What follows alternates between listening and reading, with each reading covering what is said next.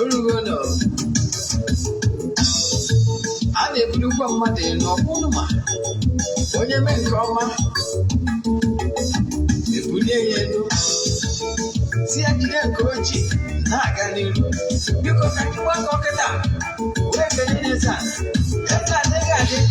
Eze-Ana Ugochi tubelu. Nwoke ọma na oraifite. Ị ga-adị.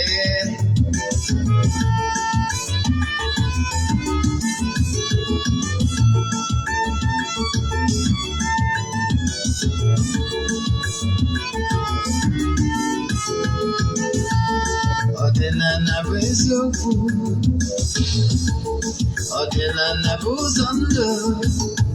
Ị ma na o nwere olu na-eti mkpu na-asị ụmụ Igbo chigharịa, ụmụ Igbo chigharịa.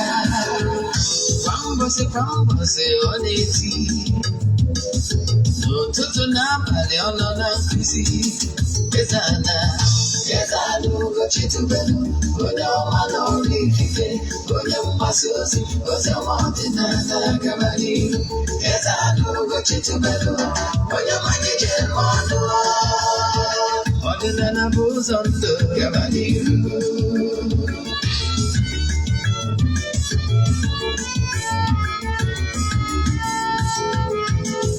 Eze-Ana Ugochi tubelu. Onye ọma na oraifite. Onye mgbasa ozi ọma ọdịnala gaba n'ihu. Eze-Ana Ugochi tubelu.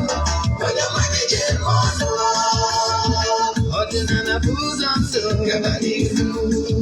Eze-Ana ga-adị. Ugochi tubelu ga-adị. Ugochi tubelu temple. Ọ ya adị.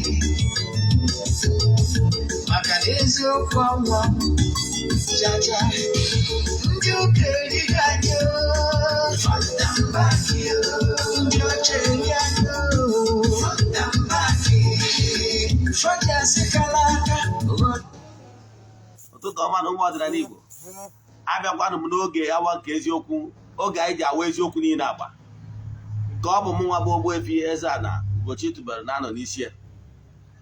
Oge awa nke eziokwu bụ oge anyị ji awa eziokwu niile agba maka ndị ọbụta abụ izizi ha na-afụ m na Eziokwu TV maọbụ na soshal midia handles anyị. Afọ m bụ Ogbuefi Eze-Ana Ugochi tubelu na oraifite. Afa m ji wee chi ọzọ. Abụ m onye isi nchụaja na Ugochi tubelu ọdịnala temple. Anyị na-agba afa miri emi lụkwazi ọrụ mmụọ dị iche iche. Abụkwazi m onye isi nchụaja na ọdịnala Restoration Prayer Ministry, bụrụkwazi onye mgbasa ozi ọdịnala Igbo. So you can call me an ordinary evangelist. I will answer. My mission is to help people live better life. N'ụbọchị taa, n'oge awa nke eziokwu, isiokwu anyị bụ more you should know about your guardian angel, ya chi onye ụwa. Yes. Ihe ya ama gbasara ịgba afa onye ụwa. Na ka anyị ji bịa. More you should know about ịgba afa onye ụwa. Mgbe ọbụla ndị mmadụ chọrọ ka ha mara onye nọrọ ha ụwa dị reincarnator, ihe ehi kwesịrị ịma ihe mbụ na mbụ ya bụ isiokwu anyị. Mana bifo anyị gaba n'iru, echefuna na aja anyị na-achụ kwa ọnwa nke ọnwa Ọgọst a ka na-aga n'iru. N'ọ ga-akwụsị na Ọgọst ending, bụsị ya ka a ga-achụ aja mesaraka, chụọ aja dị iche iche, gbuo ebulu mesaraka na temple. Ọ bụrụ na isonye nwunye na nke ọnwa Ọgọst a mana ị chọrọ isonye na nke ọnwa Septemba, ihe ị ga-eme bụ ndị na-esonye bụ na ya bụ aja amadugo ka esi eme ya. Mana maka gị bụ onye ọfụ, ihe ị ga-eme bụ ịchaachị m na WhatsApp, forward ya 3 prayer request, then make donation token to the account number. Ịchatizie ma gwa nga other details I need from you in order to book you. Yes. Aja mbunye elu, aja ịpụta ihe. Aja esigoro na ya bunye ọtụtụ ndị mmadụ elu. Anyị anaghị eshi testimony na social media maka na ọ dịrọ necessary. Sorry. Now, going forward, ka bụ nke mbụ, nke bụ anyị ama ọkwa dị mkpa bụ ọ bụrụ na ị chọrọ iso na anya bụ aja ya bụ forward ya 3 prayer request. I press here ya 3 prayer request to the sample. na-aga ọfọ na-ekwubi okwu n'isi gị na-achụ àjà n'isi gị chiri ọnwa Ọgọst ahụ. Etu a ka anyị si eme ya kwa ọnwa kwa ọnwa. So echi isonyere m na ya for consultation ma ọ bụ na ịchọrọ for consultation, chat ya this number ọ WhatsApp number ya nwekwaziri ike ịkpọ ya akpọ 0813 82 43 871. I repeat 0813 82 43 871. Then ka anyị gabazie n'iru. Ọkwa ọzọ echefuna na 16th of September ka anyị na-eri oriri festival. Yes, ụbọchị ahụ ka Eze-Ana na-erikuzi ji. Ọ nnukwu mmemme na temple annual feast. Annual feast a na-eme maka ndị children of the temple. Yes, all the children of the temple amalugo na September 16 na ha ga-achụ àjà for annual feast.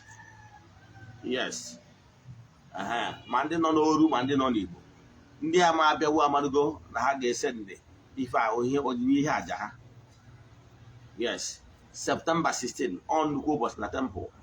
Anyị ga-enwe ndị egwu dị iche iche. Chinaza Ada Igbo ga-anọkwu live na ndị egwu ndị ọzọ.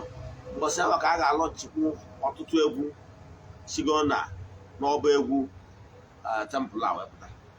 O nwekwaziri egwu Chinaza Ada Igbo tiri temple a anyị release ụbọchị ahụ. Yes, then nke ọzọ si bụ ihe ị kwesịrị ịma. So mark ya this date na akwụkwọ gị. A ga-ewetakwazi na social media na mmemme anwa nke gbasara the festival na ọ ya dị na YouTube. Ọ ga-adịkwazị n'Eziokwu TV akọbakwazie. Then nke ọzọ si bụ ọ bụrụ na ihe anyị na-ekwu na ịlaikiri ya, na ịchọrọ ị na-anụ from Eziokwu TV, na ịchọrọ iri watch ya again, ma ọ na ịchọrọ ishare ya ndị mmadụ, ihe ị ga-eme bụ nka jee na YouTube chọọ Ogbuefi Eze-Ana Ugochi tubelu oraifite. Ị ga-afụ all my lectures, daily lectures. We have over 1,000 lectures. Yes, because we give lectures on daily basis. Yes. Again, if you are watching from Eziokwu TV, there is any movie you love, you like, you want to show appreciation or watch it or rewatch it or share it to somebody. Yes. Any film movie you like there, go to our movie. So if it's Igbo movie, go to Eziokwu TV Nollywood movies. Like now, we have the one we are playing now. That one you are watching right now as we speak. Call Akunna. Go to Eziokwu TV Nollywood movies. You can watch here, full, and watch it. No English film. Go to Ugochi tubelu movie productions. You watch them. If it is other programs that normally comes on Eziokwu TV, go to Eziokwu TV. You watch it on YouTube. Thank you. One day, Madam Basada Eziokwu TV, share our social media handles. Ọ bụrụ na ị chọrọ ịbịa na temple na-ede n'ihe onyonyo anyị site n'Eziokwu TV, ị ga na-afụ na mgbe ụfọdụ na anyị na-ewepụta direction otu mmadụ ga-esi wee bịa na temple n'ụzọ ọbụla isi na wee bịa na Anambra State. Yes, you can write them down. Ị ga-afụkwazị akara ekwentị dị na ya bụ Eziokwu TV. Write them down. Mgbe ọ bụla ị kpọrọ akara ekwentị a ga-epikiriri ya. Ọ bụrụ na m epikiri, my PA will pick it. Yes. Ị nwekwa ike isendịkwazị WhatsApp messages. Ị ga-enwetakwa ụsa WhatsApp message ọ bụla isendịrị under the same day. Then ka anyị gabazie n'ihu na nkụzi anyị ji bịa. Ọ bụrụkwazie na ị chọrọ ị partner with us, yes, or both for advert, then you can still reach us. Then ka anyị gabazie n'ihu na nkụzi anyị ji bịa. A sị na ụbọchị tata bụ nnukwu ụbọchị, ngwa ọma. Then isiokwu anyị agwana gị ihe bụ isiokwu anyị. Nke bụ eziokwu bụ na ana m akọwara ụmụ Igbo ihe ị kwesịrị ịma. Ọgwa na eziokwu na o nwere ndị ihe ndị na-ekwu na-agbakasị ahụ maka na ha mara na ha chọrọkwara ịma, mana nke ahụ by the way, maka na that is their own problem to sort it out. because what you don't know is only a mystery to you and not to all. Ọ nwere ihe nji wee chọ ka nkọwara ụmụ Igbo ụfọdụ ihe ndị mmadụ aghọtara n'ihe gbasara ọdịnala Igbo. Ọdịnala Igbo abụrụ get rich quick. If why you are coming back to ọdịnala Igbo is to get rich quick, forget it. It's not a good idea. It doesn't work that way. Yes. Mana ndị Igbo na-atụ ilu si na onye kwụọ ụgwọ ji nwere onwe. Ọ bụrụ na ihe iji anachighata n'ọdịnala Igbo is to pay restitution. Now, nọ ka ị wee nachigata n'ebe ị kwesịrị ịnọ n'ebe ị kwesịrị ịnọ maka ọdịmma gị na ọdịmma ezinụlọ gị, fine and good. Mana ibuwe na-ego ụzọ, yes, ihe dịgoro mkpa bụ na ịkwụrụ ụgwọ iji, ụgwọ ezinụlọ gị ji, ụgwọ agbụrụ gị ji, ịghọtara ya, maka ọdịmma. Ọ bụrụ ụbọchị ụka dara ka ọ na-ekwu, ịghọtara ya. So ọdịnala Igbo bụ a spiritual journey which you will abide and be moving step by step, and by so doing you are developing. You understand? You are maturing spiritually, and by maturing spiritually you will be able to attract the goodies that follows maturity. Ordinary Igbo is not magic.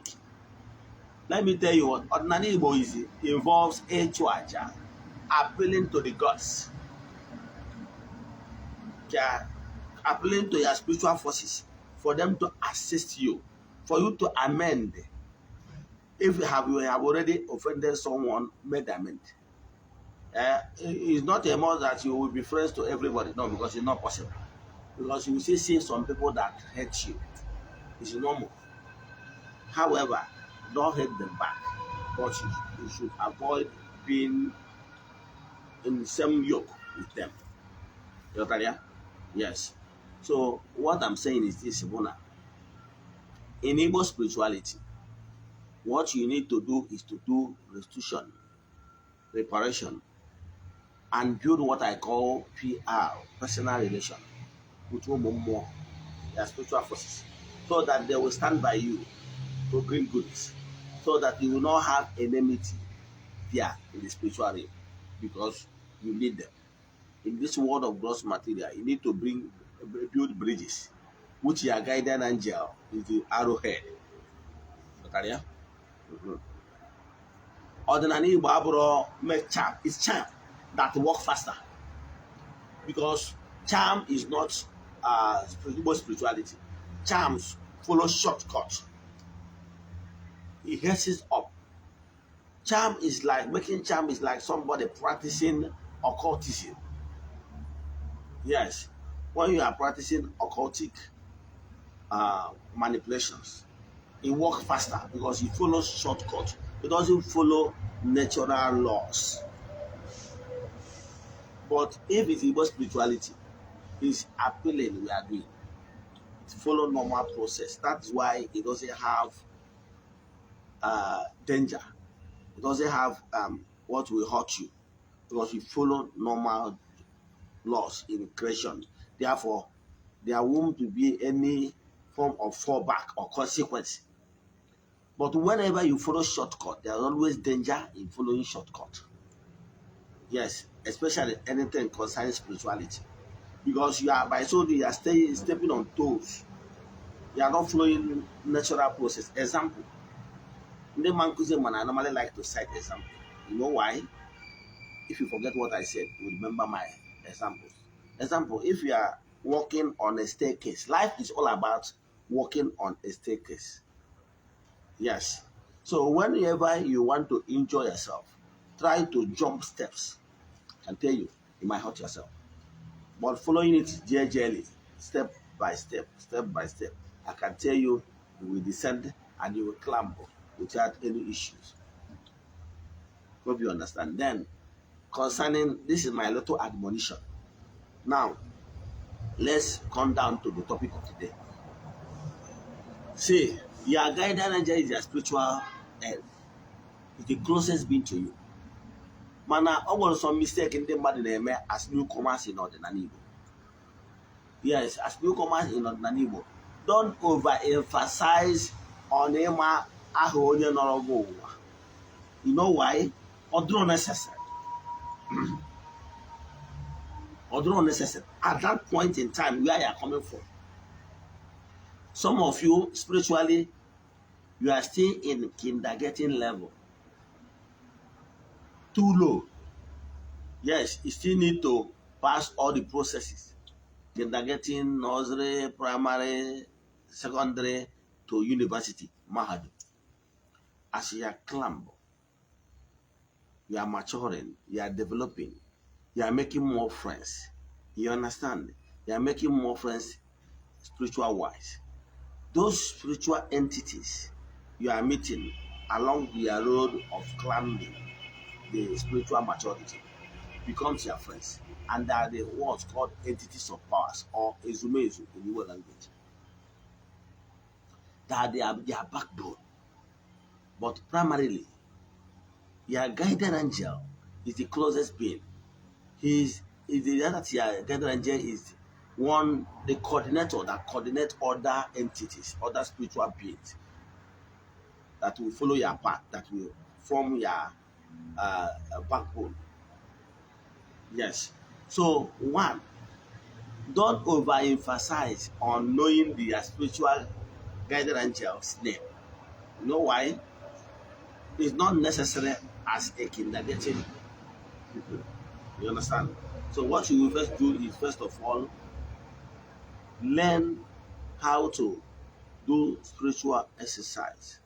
One, what you need at first is one, as you are hearing my voice, try to put it into action. How will you do that? By trying to create time for your spiritual exercise. That is the first thing to do. Then during that your spiritual exercise, walk Ogbuefi in the morning again, the house, say, please guide me, show me a traditionalist, a spiritualist, a dibia that will guide me well.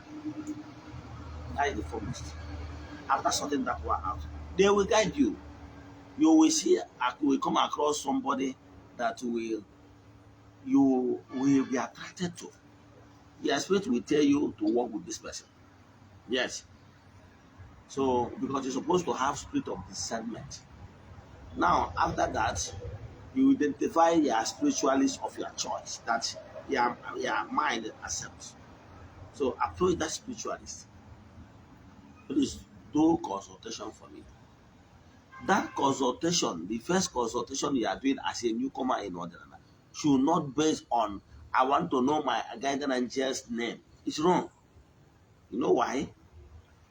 Some of you, based on where you are coming from, you might be wallowing in debt. You might be wallowing in area of filled with garbages. Filled. So by so doing, your spiritual aura is down and corrupt. So at that point in time, you are not clean enough. Let me use that word. You are not clean enough to eat and wine and dine with your spiritual guide. Yes. So by so doing, trying to know your spiritual guide name might be a shambles. You know why? That's why some of you, example, let me set an example. Some of you have your hands are filled with blood, stain. You're a murderer. Yes, search your heart dearly. You're a murderer. How many bloods are filled with your hands? O nwere onye ikede. Ụfọdụ n'ime unu tiri akara n'ịkwafu ọbara. In one way or the other, direct or indirect. Ị nwere ike itinyere aka na imegide onye aka ya dị ọcha. Itinyere aka na ụdị ihe dị iche iche. Ụchụ dị n'ụzọ, ga-arụ dị n'ụzọ, ị na-eme arụ. Ị na-aga na-edina nwunye mmadụ. Ị na-aga na-eme mpụ nke a ma ọ bụ mpụ nke ọzọ. Your path is filled with filth and garbage. So your spiritual path is corrupt. So by so doing, It's not clean enough for you to have the fence and have the little radiation for the spiritual realm. So, but what am I telling you is this? Learn first to cleanse up your mess. Yes, you are the one that committed it. You must pay attention. You want to know, yes. Ibu alụ, I decide go na ị chọrọ ije nwụchuo onwe gị. Ịhụ onye na-edina nwoke na-edina nwoke ibe ya, ma ọ bụ ịhụ nwaanyị na-edina nwaanyị ibe ya. Ịbụ onye na-eme mpụ ma ọ bụ na-eme ọtọnọ. Ịbụ onye na-ịbụ nna na-edina nwa gị. Ịbụ onye gị onye na-eme manya, yes gị nwa ị na-edina bloodline gị. Mma ọ na-alụ ka ị na-eme. Yes, gị nwa nwoke na-eme anya ịchọrọ mbụ n'ihe ma ị na-enye edina nwunye mmadụ. Mpụ ndị a na mpụ ndị ọzọ ma enwere ike ịgụsị ebe a bụ ogwugwo onunu na ime ndụ gị. Ekesi ka ekpuchi onunu n'ime ndụ gị. So mpụ na ọtọ na anyị mere emego gị dị unclean. So chi onye ụwa gị chi onye ụwa gị agbakụdogo gị azụ. Ụfọdụ ndị chi onye ụwa ha gbakụdogoro azụ gbada na arụsị na-ezo ezo. So he was a chokta go to Abro Kid because he's not willing to even to listen to you. As we now, but I have a so that children will give woke off. How does he change your life? Tell me how. Okay, it's okay, but I don't know calf. You and I are in prayers, okay, you. Okay, onye gị na ya na-ese okwu, onye gbakụdoro gị azụ maka mpụ na ọtọ nọ ị na-eme. Kedu ka o si adịghị ka ịkpọ ya oke afọ nna mụtara nna m nọ ya agaghị. Kedu ihe kpatara iji wee chọọ hapụ isi na-agwọrọ ike ajụ? Ịmụrụ na ndị Igbo na-atụ ilu si na na-akpa n'ala wee kpa n'ọfọ, ọkwa eziokwu. A na-akụziri ụnụ onye a na-agwọ ibi ọ na-eto afọ, ọ bụrụ ọnwụ na-ekwu ya ọnụ. Akụwagoro m ụnụ n'ọdịnala Igbo etu unu ya esi wee climb. Ọtụtụ n'ime ụnụ ya spiritual part is so dark that they need the hypo and the ezigbo clean. Iji wee clean the mpụ na ọtọ dị n'ụzọ gị. I mebere ya. Ọ na-abụ onye agụrụ ọnwa na ọgụba 2. Onye abụ nsogbu. So n'ihi bụ ihe izi ibu do emegoro owugo wụchagoro onwe gị, ịwụchi onwe gị anwa. Iwuchi onwe gị dị shọ na-edigo ọcha. Akpachala gị afọ, ọ bụrụ na ụchụ ma ọ bụ arụ dị n'ụzọ gị, face go that one, finish it up. And ikwe nkwa echefukwana, ọ dị mkpa. Ikwekwa nkwa na ọ bụrụ na imecha ihe anyị, you will not go back to it again. Ọ bụrụ akpụcha alụsa ụchụ n'ụzọ gị echikichi ga back, no. Ịghọtara ya? Nke a bụ ihe ị na-agaghị ime. Nke a bụ ihe ị na-agaghị ime. Imesịa ya, nke ọzọ ihe emezi bụ na imesịrị nke a m kwuru na nke ọzọ ihe emeghị bụ na ebe ọ bụ na ikwetago saa ụchụ kpụọ arụ dị n'ụzọ gị, mee ihe ndị ọzọ pụtara n'afa gị, ihe ndị a na-eweta ogbochi gị na chi gị na mmụọ niile gị n'azụ, imegoro ha nụ ka gị na chi gị dị na mma, ka ọ ya wee kpọzie chi gị ya bịa ka gị na-erikọ oso ya. Na etu o kwesịrị isi wee dị bụ na ịbịagoro chigata ọdịnala Igbo, ihe mbụ na mbụ ị kwesịrị ime ogoro ibido spiritual exercise. Spiritual exercise ya ga-enyere gị aka ịma the spirit of discernment.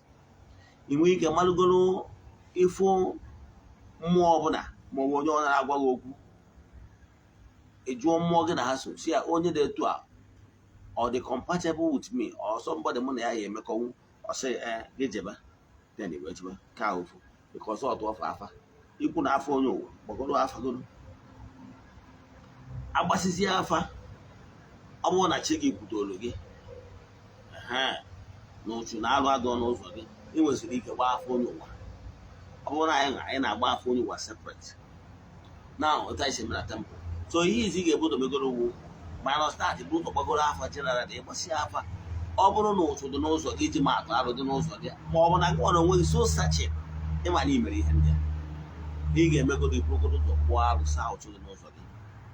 Then agwazie gị na ihe ị ga-eme bụ na ị ga-akpọtụchi onye ụwa gị feed echi gị, mee ihe anyị kpọrọ spiritual alignment with ya chi, maka na ọ bụ chi ya bụ ụzọ.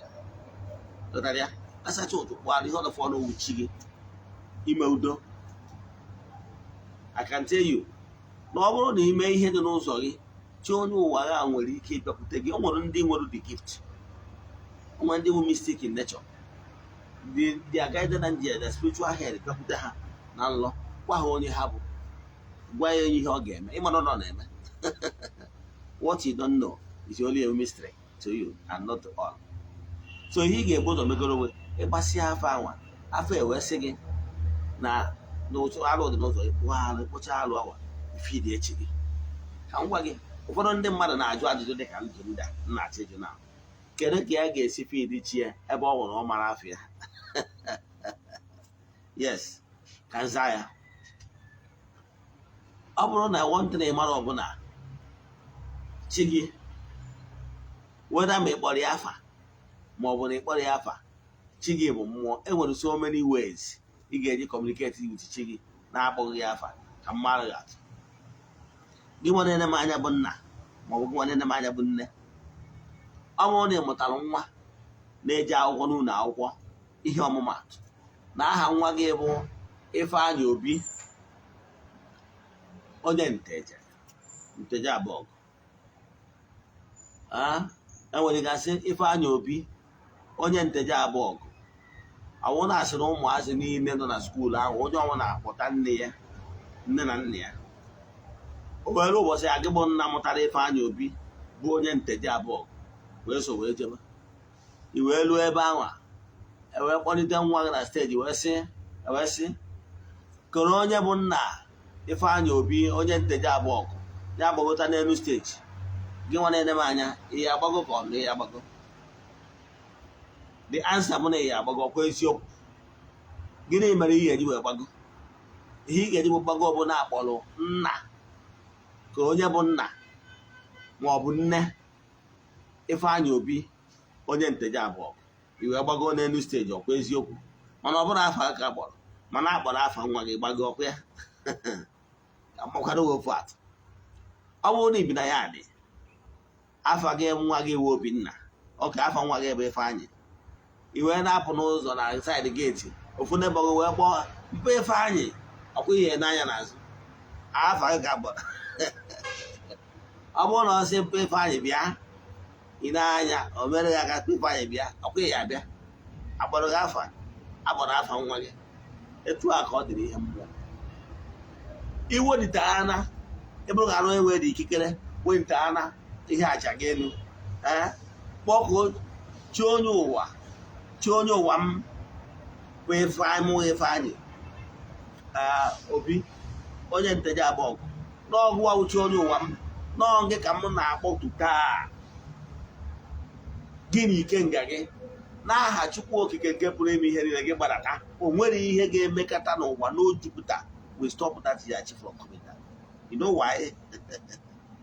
Ị na-akpọtu ihe n'afa onye ike kachasị ọmasịno. Yes, echefukwana mgbe ọbụla ị na-eme ụdị ihe mere ihe bụ summoning. Mgbe ọbụla ị na-eme ụdị ihe dị etu a, echefukwana ime itinyenụ Chukwu Okike nke pụrụ ime. Ị na-akpọtu ihe n'aha Chukwu Okike nke pụrụ ime ihe niile, onye ike niile siri aka ya bịa. Ichi ga na eto ọ ya bịa. Ị ghọtara ya? Because na ike a wadị n'aha Chukwu Okike bụ ike ọbụla na-aba wee na-enye. Maka na onye ahụ bụ ọmụgwegbuba adịghị agụ adị agụ ya, ọ dị ebe akwa akpịrị adị akpọ ya nkụ. Maka na onye ahụ the ọgadagidi of the beginning and the ọgadagidi of the end of the entire universe. The beginning, the alpha and the omega. Adị ama aka ike niile power flows from here. So what am I saying? Ọ bụrụ na ihe na-eto a mee ihe ị ga-eme okwu esi agbadata. Ichefukwana itinyekwa anya gbadata nyara ikenga ya. Ịgba ihe bụ ikenga. Ikenga bụ represented n'ọdịnala Igbo with the spiritual force, the force behind the guiding angel. Ya guiding angel dịka nsikwa okwuchi onye ụwa gị, mana e nwere force nọ behind that ya guiding angel. Ya guiding angel eji akpọ onye ga-akpọrọ ikenga. So ikenga represented ya spiritual forces ya ezumezu. Onye abata na anyị na-akpọtụchi onye ụwa mmadụ n'obesi. He might attach the ikenga, bind them together because they are one. Yes. Some people will tell you na ka feed the chigi iche, feed the onye ụwa iche. Now they are trying to split it into two. When they bind them together, ya ikenga, which represents the spiritual forces, and the achonyowa, which represents your incarnator, are one. Feed them like that. It works like magic. You know? So, he gave me a pot to Chiganwa. A watching on Sia, Nabia, Nabarata. Chiganwa, Yabarata. Nabia married in Cabo, married in Coto. My pot to Chiga, a poquase, Chonyo Wamni Kenga, Sochim, Nahachuk can get me in a barata. A powazu more di chiche, or Miri, or Balosi, more than a chimney. This in Ikuna have again a barata. It's a house of Panazo. Only over that would show you one more kind of what to do, but it's that. And down here. Image I need to Malocasi, I go for the Bechaya, Chuajadenia, walk Cordenia, whatever. Who's as there, you will walk out with seeing the members that I can demand the command the Marango. I can tell you have done well. So here I have alignment on our first alignment in a Chigapo. Get a Chiga Cruzia. Subsequently, it was a baffle no wife. Bagana Chiga Kurugo. Mana Ibunos on his disease, Sigiwa Patonova. And the ambassador Chono were a great mystery. Yes. He gave me was only about to Chono Wally. About to Chono Wagale was young. Let's set our own. A pop one you can uncle. Happy I can recall. Simple. Yotaria. In a metua, you are carrying your spiritual forces along as a unit. Oh, yeah, we hear Nagagima. Manobos and Ijana about for Noah. Now, choka. Kekona to a mob, Marafu, only Afia must solve your problem. He need to go to Magrebe Unso Woody, Banana Panofo, Meudo, Metazu die, Boko Chigi, Chiga Kudorogi, Chiga Kudozielegi, in a messy hen dozo. Nada, nada, and Anya, nada, and Anya. Oh, he gave me. Yotaria, shall we hear Naga mad? I cannot chill him again. I cannot chill well. So, while I mentioned that spiritual alignment, Yaman, cannot chill out. What to cheer to a deal. So, can you end the Punia? If it's an idea for the first time, I say about for you. Upon Yavi, Magana Otuana, Otono, and Ozogi, you may chicken and this. Anna was there for you or on our day for Magana Dutonana, so got on a more. Abazena, awake. Especially in the gift, what call. Oh, we got was there for phone care for a matter of for me, couldn't sit on a man go on map for me, couldn't sit on ya. Man, I won't even near to answer what I has on us, only open a bone. In my near to a real person we covered it. And after eating, okay, and I was there for you again. Mana, here, Mogorombo. He may say, I said, go there for my good notes now, or the start to go that one. We feel my spiritual alignment. All I didn't we hold on a bazook in the city, actually. I tell you, one else was singing, all I won't be just lead your bath for you. Or go run out of the device here. Or guess here, go on. Then on Yavi Hikosema, Basalo, here Basade Bafa, Chono. A rush that he never for you, Chono, while immediately no. What if he need Maganon the game? I'm going to head him. Then a marchas yanka, we will make a way again. What you was yet? Subacha. Now, Bokuchon, you waggy. It's a for a book of money in the yeso. It's a for a book of money in the yeso. Macano if I could, I put a beer. There's a man I never, there's a man. Oh, what I'm going to yes, you a tea, a boy, $1 in Abroha. Let us say me, Oko Chono, Wally, Oko more than I show you want to. Oko more than a chicken, ịkpọkọ mmụọ niile ndị ya na mere mmụọ chi onye ụwa gị ji dị ebube, ịkpọkọ mmụọ niile na-eri oke n'ụbọchị aha na tata ụbọchị nkwọ, ịkpọtụcha ha, ịkpọkọ ihe na-emere ihe na ihe ha na-emere ihe, kpọkọ ha bụ ezumezu, ikwuchasịsị ha onye ịkpọrọ ya megịrị ya kpọọ ibia. Otu a ka ị ga-esi na-eme ya. Ị na-achụkwa aja, don't expect magic. Ị na-achụrụ chi gị aja, ọ bụrụ ịchụ ha n'ofu aja ịmanye ya nụsa ya na-echukwa chi gị aja na nwere ihe fụrụ mba. Aja abụrụ ọgwụ, ọgwụ na-eme kwamkwam. Aja bụ apilin. Aja dịka mbọchị ijelụ ka ọlụ nna gị niile dịrị nka niile dịrị nka wesị nwa nwoke damanụgo emecha ka ị mara ihe ya eme ịfụrụ ya. So ụbọchị ọ ya eme ị marọ, yes, ọnya bụ aja. Aja dịka ụbọchị ijelụ jee yọọ mmadụ ihe, ọ bụrụ iwere onye ahụ enye gị olu nwere ike ịyọcha onye ahụ ọsụ oke na anụghị ihe kwuru ka e tinye na bọjetị ya ya bụ aja.